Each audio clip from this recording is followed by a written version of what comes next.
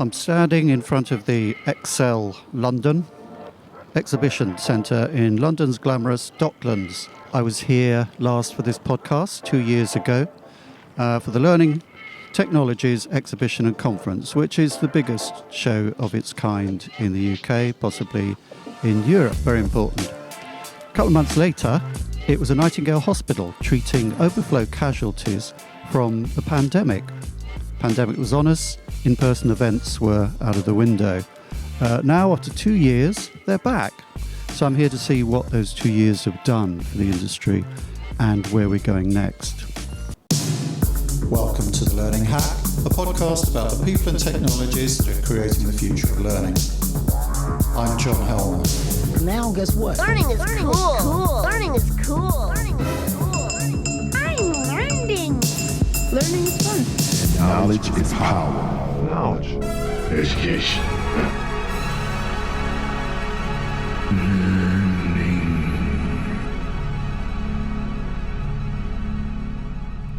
It was great to be back at Learning Technologies. I met a lot of old friends, made a few new ones, and spent time with people who were, no exaggeration, almost ecstatic about being back together again in person after 2 years of periodic isolation and Zoom meetings. More importantly, for the purposes of this podcast, the show provided a unique opportunity to take the temperature of the LearnTech industry at a pivotal moment in its development. Kate Fitzgerald, Head of Fact, tell us why it's such an important event. Hack Facts. With more than 9,000 attendees from 50 different countries, 200 seminars and 200 exhibitors, Learning Technologies is Europe's leading showcase of organisational learning and the technology used to support learning at work. Since its early days in the late 90s, it has continued to grow alongside the industry, getting bigger year on year. A major conference runs alongside the exhibition, featuring talks from more than 90 of the learning industry's foremost speakers, thinkers, visionaries and practitioners. I took the opportunity while I was there to buttonhole some of the industry's leading figures and get their hot takes on the two big questions that I'm guessing will be uppermost in a lot of learning professionals' minds. Hot takes. First of those questions, what happened in the last 2 years to learning? What's happened to learning?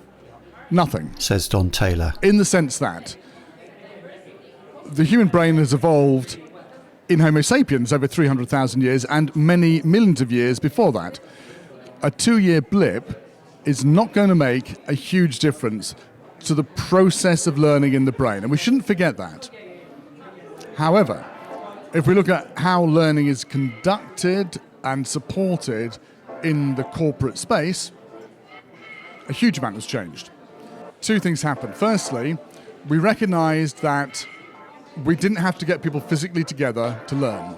Now, we know that, but the realization came very hard and fast in March 2020, and everything changed. We'd spent, from the beginning of the LMS and the e-learning systems from 1999, we'd spent 2 decades getting up to January 2020, and we'd reached the point where roughly half of training delivery took place online and half took place in the classroom.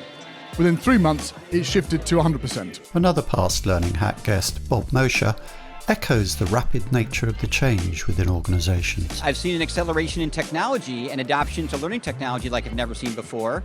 A lot of organizations couldn't get a virtual technology in their building for years, had to stand one up in a month. So, much more digital. But was it good quality digital? It wasn't all perfect. It wasn't all right. There were many mistakes made. Not at all right, as far as Mirjam Neelen was concerned. Too content focused, too tech focused, too quantity focused. Lots of content, lots of stuff, lots of different tools and technologies, but not enough thinking around what do we actually need to prioritize. You know, where should we really focus our energy in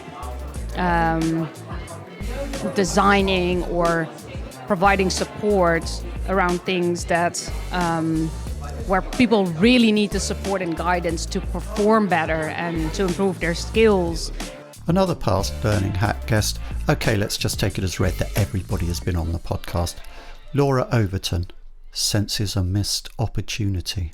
I think one of the things that I've observed the most is the fact that whilst we've had a chance to experiment and try things, we're actually using technology to apply that technology to just allow us to carry on doing what we always used to do. We've actually missed that opportunity to try new things out, to apply learning science back into the way that we create learning opportunities and experiences. But good things for learning and development have come out of this difficult time, as Bob Mosher, the workplace learning guru, points out. Clearly the humanitarian side of what happened is indescribable. The interesting thing about it on the learning and L&D side is that there's about 4 things that I've seen that I think have been pretty miraculous. Number one is, and I've talked to thousands of learning professionals across the globe through Zoom and other technologies over the last 2 years, and the degree to which we are being pulled into strategic conversations at organizations is like nothing I've seen in my 30 years in education. You know, I know of a learning director who had only seen his CEO speak at meetings and town halls, called him 2 weeks into COVID and had him in his office helping him with a new strategy for learning. So I think we're being pulled into a more remarkable role, and a lot of it is how we're playing a more powerful role in the workplace and workflow learning and enabling people at the moment of need when they're in their homes, scattered in places they've not been before. So I think the receptiveness of our buyer to be more innovative and allow us to do things we've not been allowed to do for budgetary and other reasons has changed significantly. It hasn't all been about doubling down on the usual ways of doing things.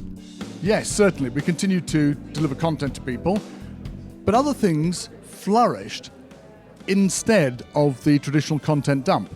2 things in particular. Getting people together synchronously and getting people together asynchronously. So social learning took off. So where are we now? The pandemic undoubtedly gave a boost to digital learning, but what comes next as we learn to live with COVID? Will we all just slip back to the old normal? Is digital in for a dip? You can't go higher than 100%. And that's what it's been. So it can only go down. Yeah, we might slip back. I don't know. I'm always a bit of a cynical person, so I don't dare to predict. It can only go down. Will it go down to 50%? No. And that's the key thing. We're going to get to a point where it drops back to a certain extent, and people will be using face-to-face for the right reasons. Sometimes it's the best way of doing something, and for the wrong reasons. People just want to get together. Well, actually, that's not a bad reason to get together, and we should be taking that very seriously, but it doesn't need always to have a learning wrapper around it. You can get together just because it's a good thing to get together. I'd much rather people got together not for a course, but in order to exchange and surface and share tacit knowledge. I think that's a much better use of the physical space. I think there's a danger of us going back to pure face-to-face because we've not fully exploited the opportunities that digital can give us, not only for connecting with people for learning, but also helping them to practice, helping them to reflect, helping them to own that learning space. So unless we know how to work and thrive and connect and learn in the new digital environment, then we will go back to what we always used to know. So now is the opportunity for us to take advantage of those spaces. But unless we do, I do think we will go back to the classroom because it's where we're comfortable, it's where we're familiar, but it's where we're at most danger of becoming extinct. I hope not. I hope we will try to find our focus and do what's best for the people in the organizations that we work in. Does Mirjam Neelen see any signs of that happening? I see pockets of it. I see people who really try to think about learning in a more holistic way, surely, like, workplace learning more than L&D as in what we've always done. I mean, people are trying, but I still think there's a lot that needs to happen. Bob Mosher sees signs of a positive effect on learners of the last 2 years. As horrific as I think the pandemic has been for the worker, the stress, the upheaval, what I've been excited about is I think they all have also emerged a more determined learner. They've survived, if they feel that way or not, in some miraculous ways. And so I think they've learned some skills and some confidence in themselves in getting through this in ways that they might not have been before. So I'd like to see us as an industry take advantage of that and enable the learners with things around workflow learning and other things that I think they might have been a bit receptive to using or wanting to be a part of before this entire thing began. So how do we feel about the future? And what are the challenges we should focus on? I'm excited about the future. I'm excited about the experiments that we can do. But we have to actually, as Matthew Syed said today, get out of perhaps a fixed mindset, rely on what's worked for us in the past, and get into that growth mindset and really release us into the full potential of digital. Paul McElvaney, Executive Chair at Learning Pool, sees hybrid as the biggest immediate challenge. So I think when we think about the future, everyone crosses their fingers, John, because we all hope that what we're entering into is a sustainable future. For me, I think that the next phase of this is probably more complicated than the phases that have gone before. Hybrid is difficult. If everyone is online, then you adapt to that and you deliver. If everyone is in a classroom or in a face-to-face environment, then that sets the tone. But what I think we're going into now is something that's very hybrid, where you've got a real mix of that. And that's not just in workplace learning, but in workplace sort of behavior and business as usual. So I think there's some real challenges in that, but I'm not sure whether, and inevitably there will be challenges that come on the technology and content side that we'll have to respond to. But I think generally speaking, the industry feels like it's in a pretty optimistic place for dealing with that. But it's never going back to January 2020. Never. Thanks to everybody for your hot takes. Hot takes. As well as scooting around the exhibition stands, I also attended the conference. There will be a roundup of that later in this episode, where, ably aided and abetted by old friend of the podcast Caroline Ford of Novartis, I discussed the talks we saw. But for now, let's take a look at some of the major themes that emerged from the event overall with our head of themes, Jay Curtis. One thing that came out with quite startling clarity, John, is that a lot of people seem to think that hybrid just isn't working as a delivery method for learning. And we'll be digging into that theme in a future episode of this podcast. Skills are big on everybody's agenda, not surprisingly, and workflow learning was very much centre stage. AI and neuroscience also continue to be popular themes, and of course, the way that learning systems are developing to cope with changing needs. So to pick up on one of those themes, I recorded an interview with Paul Matthews at the show on the subject of workflow learning and learning workflows. Paul's been on the podcast before talking about learning transfer. He's well respected in learning and always has something interesting to say. Give it a listen.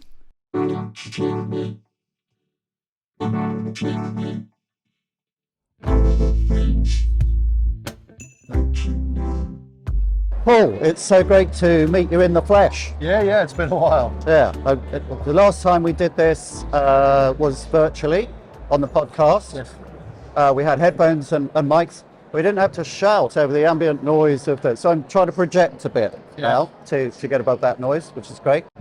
Earlier I was talking to Bob Mosher. You did a great session for us on learning transfer. He's the kind of workflow learning man. But I gather that in the interim, you've been doing some work on learning workflows. Yeah. Now, how is that different from workflow learning? Well, workflow learning or learning in the workflow is where people are learning in the workflow. I mean, it's self-descriptive, and people are learning either formally or informally, or as they go about their daily work, and they'll learn from colleagues, they'll learn from wherever.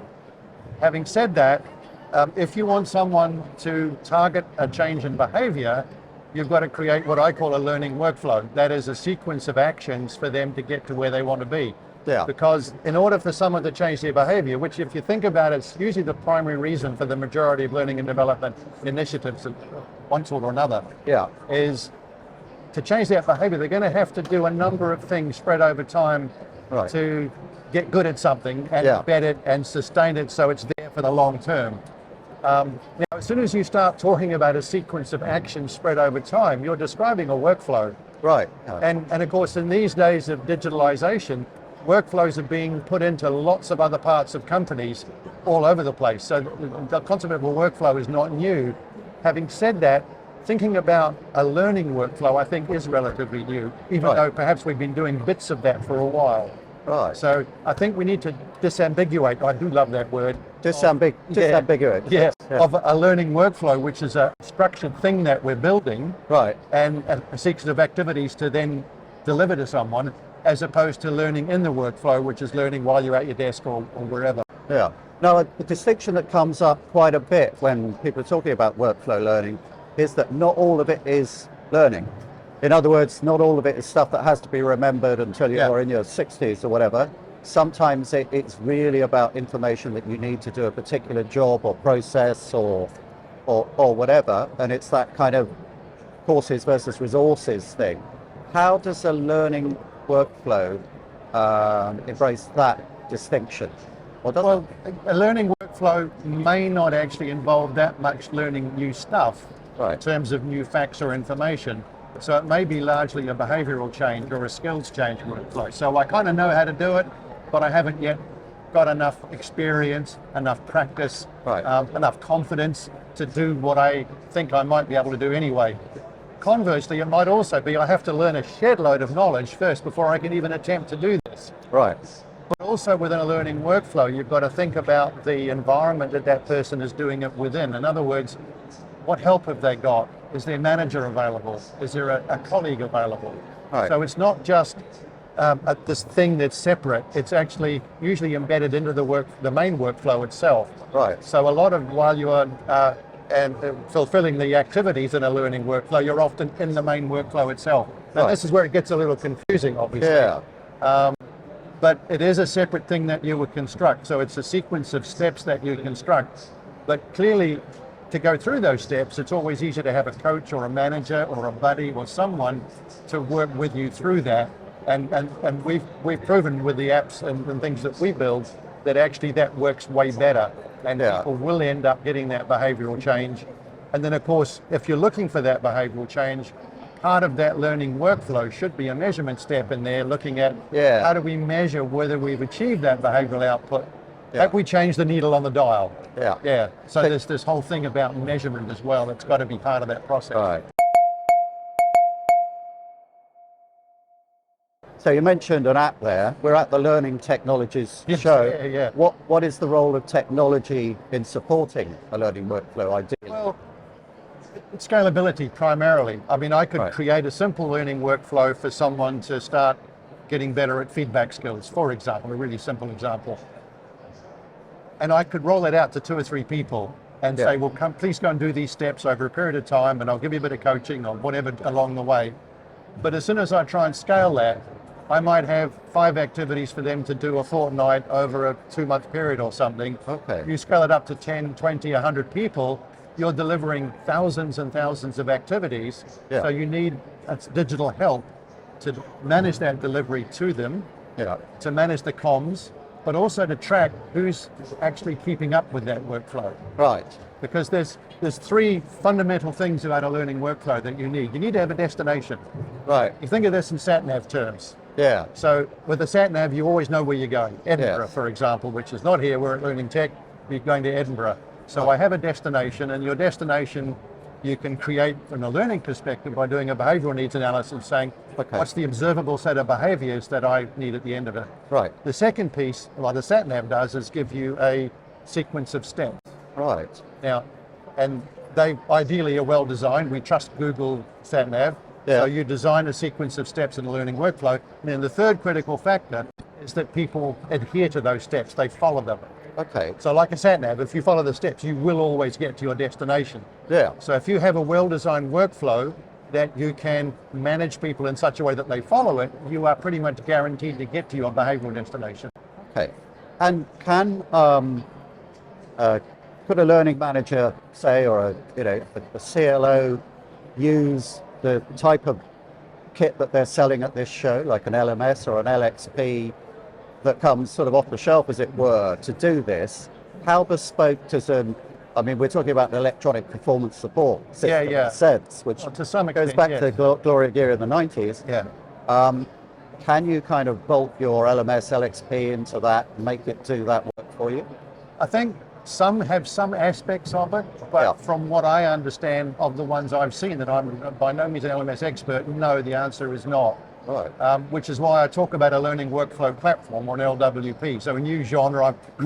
I've created a new acronym. No, please, no.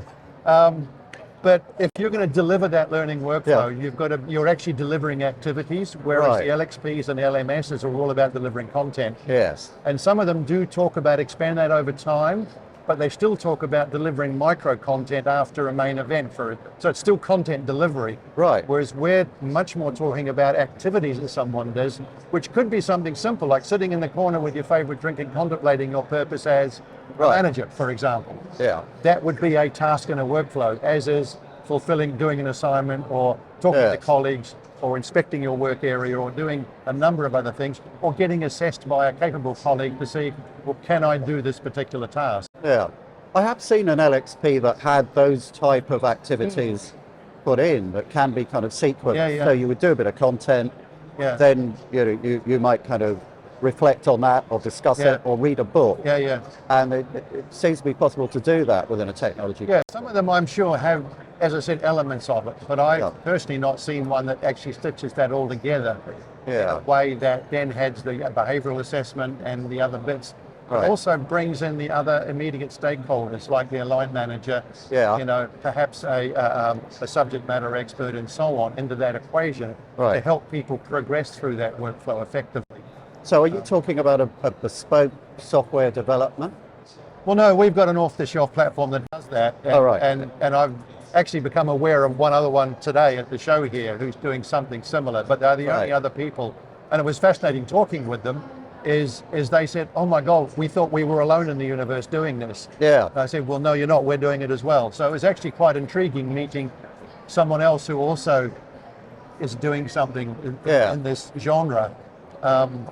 And it is different, and we will happily, this will sit alongside an LXP or an LMS without a lot of overlap or conflict. Yeah. So you can still host your repository of content and stuff on the LMS, because part of a learning workflow is often content delivery. Yes.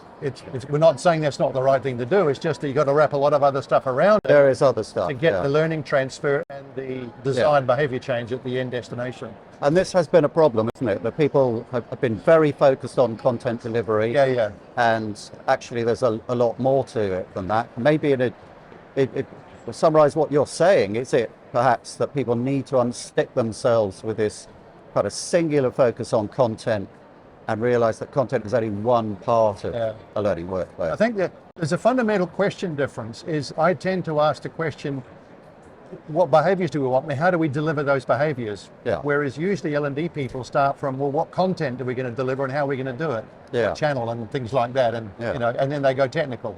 So how do I deliver that content is a very different question to how do I deliver that behavior? Right. And as soon as you think, how do I deliver that behavior, you automatically have to start thinking learning workflows, because it's the only way to reliably deliver content.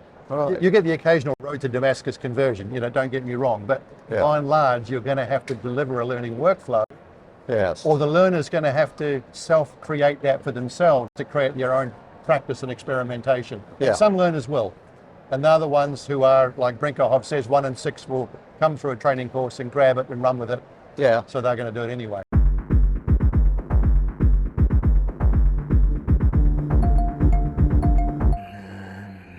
If I can make a typical learning handbrake turn of change of topic now. Go for it. I'm asking everybody what they think has happened in the last 2 years. I mean, obviously, there's been a pandemic, but what has that done to learning and to particularly the issues you deal with, such as learning transfer and workflow learning and learning workflows? I think it's put it back a little bit in a sense, because people at the start of the pandemic said, oh my God, we got to go online. And they were focused on the standard content delivery online. Yeah. So a lot of the LMSs, LXPs, they did really, really, really, really well. Those were able to pivot. I think also what's happened over the last 2 years is that learning has got a better brand in the organization. Yeah. Because the management realized that learning was a pretty big deal when suddenly everybody had to change the way they did their jobs by working remotely, or a significant proportion of people had to change how things happened. Yeah. And they had to roll out a lot of information quickly around how to handle a pandemic in a work environment. Yeah. I think the risk now is that we kind of sit back a little bit and let that roll on. We've got to take the prototypes that we designed in those 2 years and now productize them. We've got to get clever, but we've also got to take advantage of this kind of window of opportunity we have where management's given us a bit more credibility, brand image, responsibility as learning and development. Yeah. And they invited us to the table to come and help. We're stuck with a pandemic. Yeah. While we're there, let's take advantage of it. And I'm not seeing that many people doing that. So I think that's an opportunity people should grab right now, quite frankly. Yeah, you're echoing themes that I've had from talking to other people at the show, actually. Yeah. That thing of how suddenly, when all the lockdowns started, L&D became much more of strategic focus. Yeah. Because how are we going to do it without that? And also there's a feeling that we don't want to lose what we've kind of, what we gained, the ground we gained over the last couple of years. And the other danger, of course, too, is that so much was done so quickly. It's amazing what people did, and I'm full of admiration for the speed at which what some people delivered. But of course, and it wasn't just learning and development. Lots of other things happened in companies as well that were lightning fast compared to what anybody could have thought. But of course, that precedent's been set, and so now there might be a lot more pressure from senior teams to say, well, hang on, you did it before, let's do it again, you know. Yeah. So that's interesting as well to see how that plays out. Right. And how do you see things developing over the next few years in terms of, is this kind of message getting through to people, you think, about workflow learning? I think it is. I'm seeing a lot more, and at the show here today, I've seen a lot more, and you've mentioned one that's doing that as well in LXP, that where they're taking at least micro content delivering, following on from a main event or something. So there is this conscious awareness that things have to spread out over time. Yeah. I think that's one thing I have been noticing, and that's becoming more and more at play. It's a lot more time and chronologically focused than event focused. But of course, as soon as you do that and you've got tasks in that time, you've got a workflow. Yeah. So, you know, by definition. Now, how you design and populate that workflow, of course, will have a big impact on whether that's a successful workflow in terms of getting the behavior change you want. You mentioned time. Time is our enemy. I'm afraid we had to wrap out now. Could easily go on for another half an hour. Oh, I'd love to. Let's get together again later. Let's do that. It'd be great. Thanks very much. Great to talk. Thank you very much. Okay. In the struggle against the forgetting curve that learning people are engaged in every day, there are no magic formulas, but there is science. For well over a century, psychologists have known that the spacing effect unlocks deep learning and helps learners power through to peak performance. And yet who uses it, despite the fact that modern learning systems like LXPs make it almost easy? I've written a white paper with Learning Pool that shows how you can use the spacing effect to beat the forgetting curve. Download it now. Meet the evolving nature of work with Cornerstone Explore, a holistic people growth experience that delivers a fully integrated, personalised journey of learning, skill development and career mobility for every person. I'd share all the ways Cornerstone Explore is designed and personalised for the ways your people want to grow and work, but this is only a 30-second ad. To learn how you can unite people growth with business success, visit csod.info/future-ready. The Learning Hack podcast is supported by Learning News, the learning sector's newswire. Rob and his team are good friends of the podcast, and we really value the help and advice we've had from them, and they do a great job. For the very latest news from around the learning sector, for interviews with learning leaders, the latest from learning sector vendors and features on workplace learning, go to learningnews.com.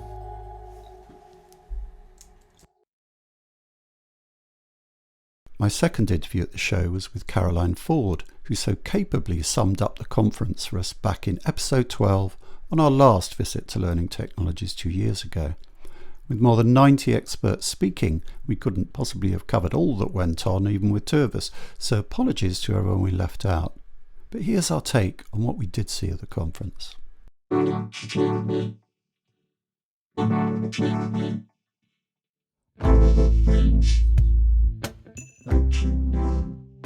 So, welcome Caroline. Thank you, John. Always a pleasure. It's 2 years since we together summed up on the podcast the last learning technologies we went to in person.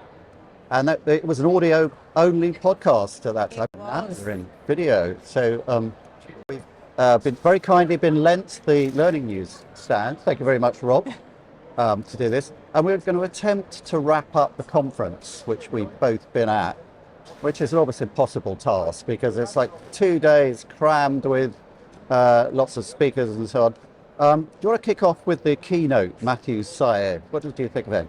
I loved this one. I actually thought, what a brilliant way to start the whole 2-day conference. He made some really good points. Key points here took us back almost a step in time to Carol Dweck's fixed and growth mindset. That was absolutely at the heart of what he was talking about.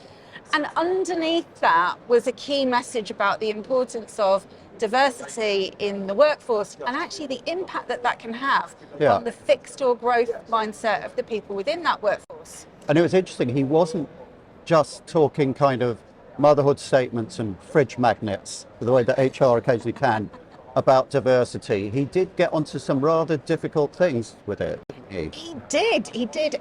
He talked about education, he talked about demographic background, he talked about diversity in a way that I haven't necessarily heard speakers talk about it before. Yeah. You know, he really talked about how organisations have a propensity, a little bit for groupthink really, that they can recruit homogenous workforces without really realising it.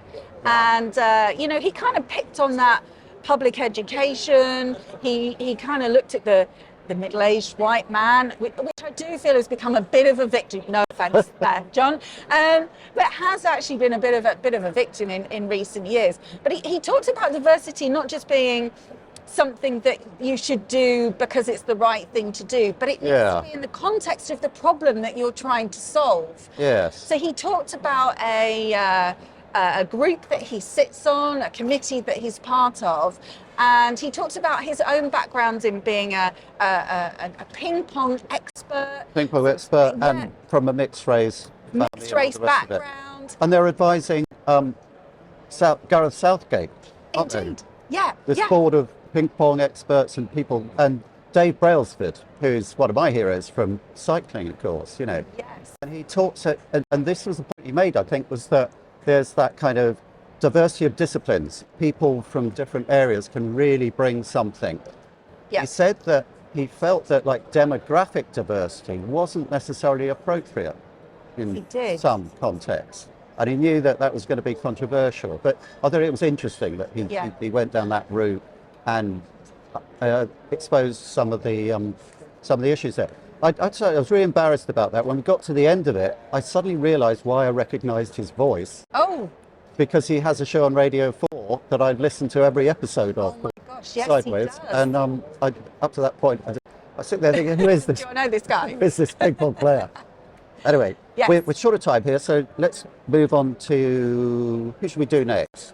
Itil Jaw. Yes, absolutely fantastic. Now, he was talking about the way that technology is affecting our brains. Yes, is it making us stupid? It's making us stupid. I was a little bit nervous. Yes. Yeah, absolutely.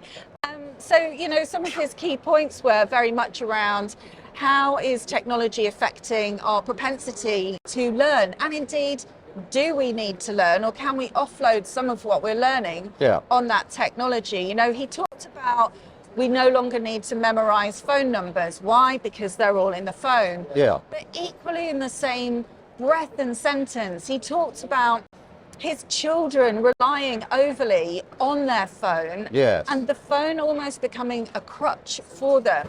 Yeah. Daddy is always now available on the end of the phone, whereas when he was growing up, if he found himself in a difficult position or situation, he had to learn to think for himself and figure it out. Yeah. And he's worried that his own children and our children, John, yours and well, mine, aren't doing that anymore. This is resonating with me because I have a daughter in Japan at this moment working. She's 19 years old, soon to turn 19 years old.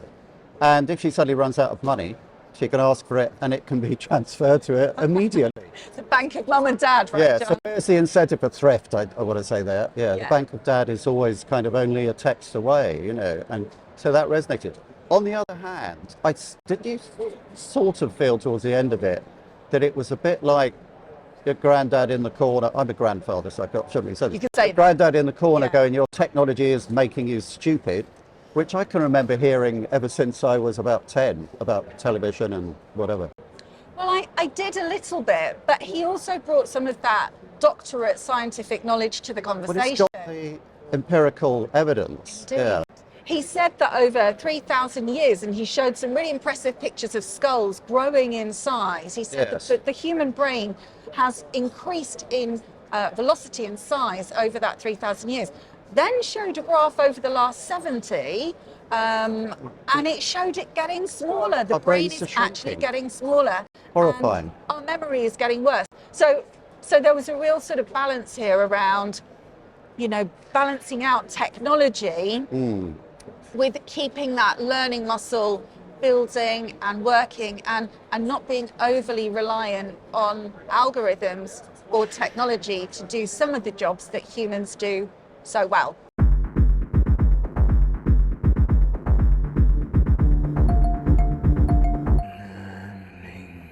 Right, so algorithms brings us on to AI, I think, and personalization. I saw, I'd say, slightly disappointing presentation about that, which just seemed to be about AI, using AI to connect people with content. And, you know, really, I think it could go a bit further than that. So I dodged out of that one, and I saw Peter Manish-Reba giving a very lively, engaging presentation, which I wish I'd seen the rest of. And I promptly, on the spot, while he was talking, sent him a message saying, please come and be on the podcast, and he's accepted. So. Oh, fantastic. He will be an amazing guest if you can get him, John, definitely. Was there anyone else you've seen that you thought ought to be a good Learning Hack guest? Well, there was just my favourite, and I've saved the favourite till last, John. My favourite was Doug Belshaw. Oh, yeah. Oh, my gosh. It's been suggested. Yeah, he talked about digital badging and credentials. Micro-credentialing. Yeah. Micro-credentials. And so I have to give him absolute kudos, not just because I loved the content, Yeah. but because I just thought the delivery of his session was standout for me. And his moderator just did such a brilliant job Yeah. of bringing the audience along with the keynote speaker. Right. So what did Doug talk about? He talked about badges not just being pictures, Yeah. but the importance of metadata and tagging in the back of a badge, so that a recipient had authorization for that badge. It could be tracked back to that person using that metadata. It could use blockchain, but it didn't have to. Oh, interesting, He made a really good point about that. He also made a point about the most important thing being decoupling the badge from email addresses, something which he said has been quite common practice in the past. Why was that important? Because people lose their email addresses, John, over time. Yeah. Fact, right? So there were some really interesting things there. He gave some great examples of companies using digital badging, some universities, some non-universities. The Open University uses them, but also IBM, who is a massive consumer of digital credentials. So really interesting when you're talking in the context of skilling and the explosion in the skills revolution in learning. I saw him speaking at this show, not at this venue, but at this show several years ago when he was at Mozilla. And the whole thing over badging went a bit quiet, but it seems like blockchain is bringing it back. Definitely, definitely. I think this is one to watch. And I think Doug's organisation, which is actually a cooperative, and which can provide advice and information on many different suppliers of badges, is one to watch, definitely. Now, I want to talk about accidents and mishaps. You always like to do this, John. Well, you know, like a bit of Schadenfreude. But I think over the last few years, we've been complaining about the Zoom not working and people are on mute and, you know, you don't have the authority and things going wrong with virtual. But what we've remembered, I think, when coming back to in-person shows, is that stuff goes wrong at in-person shows as well. Yeah. Indeed. Last time, 2 years ago, there was one that you talked about. Have you seen any upsets this time? Well, I did happen to have a chat with Rob Hubbard last night, who did share a couple of incidents and accidents that had happened in a session that he'd been in. I believe somebody's chair fell off the back of the stage. Wasn't that David Perring from Fosway? Now, I wasn't going to mention names, John, but there you go. Well, he's been a guest. He was one. I think it was about the third or fourth guest on the podcast. Yes, So, yeah. Yeah. And I think Rob himself said he tripped over some cabling or fell up the stairs. So, I mean, back in person, we're back in a venue. Anything can happen. You know it can. Absolutely. So, what else did you see? Did you see some sessions that I wasn't in, perhaps? We're going to consult our notes now. I know. We just need to pause for one moment. People. Yes, Julie Dirksen. She was, I have to say, Julie, I didn't see her session this time, but her session on the podcast was one of the most popular we've done. And it has one of the highest rates of downloads. Look, I love Julie. I think she's absolutely great. And I do follow her. But this one for me, I don't know. My understanding was she'd taken a very longer presentation and reduced it in size. Maybe edited it down quite late in the day, possibly, who knows. For me, maybe it just lacked some of the je ne sais quoi of her previous presentations or the podcast episode, which, as you say, was really, really popular. Yeah. I think she tried to use an example of, it was motivation. It was all about motivation and what motivates the learner. And we looked at several different methods of motivation to engage and bring the learner up. Intrinsic, extrinsic. Yeah. We're familiar with some of this stuff. Yeah. She used the example of hand washing. And of course, kind of asked us all to hold our own hands up and say, how have you been getting on recently with that? We all felt a bit guilty. It slipped a bit. But I just felt that there could have been some more flavour, some different examples. Hand washing was a theme right the way through. We had an hour. But I am very good at hand washing now, and I do know how to motivate myself to do more of it. And I did feel guilt. I'm very glad to hear it. As an ex-Catholic, I'm very glad to hear guilt. Yeah. Bob Mosher should get a shout out for most disrupted travel. I think I had a terrible time getting here. His plane was cancelled. I talked to him today. It's now the second day of the show. First day of the show, he couldn't get here at all and had to get, I think, the third flight, lucky to actually get here. But he did arrive here and gave a packed out house. He's a very popular speaker. Always popular. I think. Yeah, always popular. So time is our enemy. Are there any others that you want to mention? The only other one that I was really interested in, obviously I am, working on the skills agenda with Novartis very closely with my colleagues in talent. Yeah. And I recently had the opportunity to meet up with Peter Shepherd. So I was really pleased to see that Peter was presenting today with Matthias Smith and Meredith Wellard. Meredith is from DHL and Peter is from Ericsson. And so it was really this interesting. was about skills, wasn't it? I saw a bit of it. Skills agenda. So I was really pleased to see some really fantastic speakers there, just facing some of the same challenges that I face myself every day, as do my colleagues at Novartis, trying to unpick the skills conundrum. DHL has been working with Cornerstone, and I think they've been one of the early adopters or testers of their Explore software. Yeah. So I was really curious to find out from Meredith how that's going. Peter has gone down a different route where he's got lots of different softwares similar to Novartis and a different taxonomy, trying to piece this together and get all of those systems talking the same skills language using APIs and structured things so the user gets a great end user experience. So it remains a conundrum. Great to hear those three speakers talking, and I'll be interested to see how the skills conundrum plays out, John. Well done for mentioning both your employer and one of the podcast sponsors. Thank you very much. Good. Yeah. I think now we have to give an apology to the many fine speakers we didn't mention. Indeed. Because there isn't time, and we couldn't get to cover everything, so I had to keep dodging down here to talk to people. Yeah. And also big congratulations to Don and the whole team and Mark and Smout for putting together this amazing in-person show and getting us back into the real world again. Absolutely. A big thank you to Don. It's been an absolutely standout event, packed to the rafters with top-notch speakers, fantastic vendors, and of course you, John. Pleasure. See you next year. See you next year, same time, same place, right? Yeah. That's all from this special edition of the Learning Hack podcast from Learning Technologies.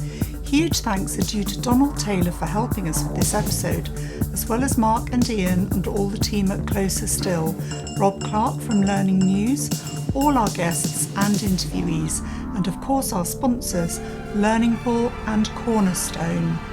The Learning Hack is completely independent and transparently funded by sponsorship. If you want to help others find us, you know what to do. Stay curious, learning people. Finally, a sad note to end on. I took time off from the show to attend the funeral of John Harris, who was a frequent visitor to Learning Technologies. His bold intelligence, humour and kindness will long be remembered by family, friends and past colleagues and clients at Epic, Capita, Sereno and many other companies.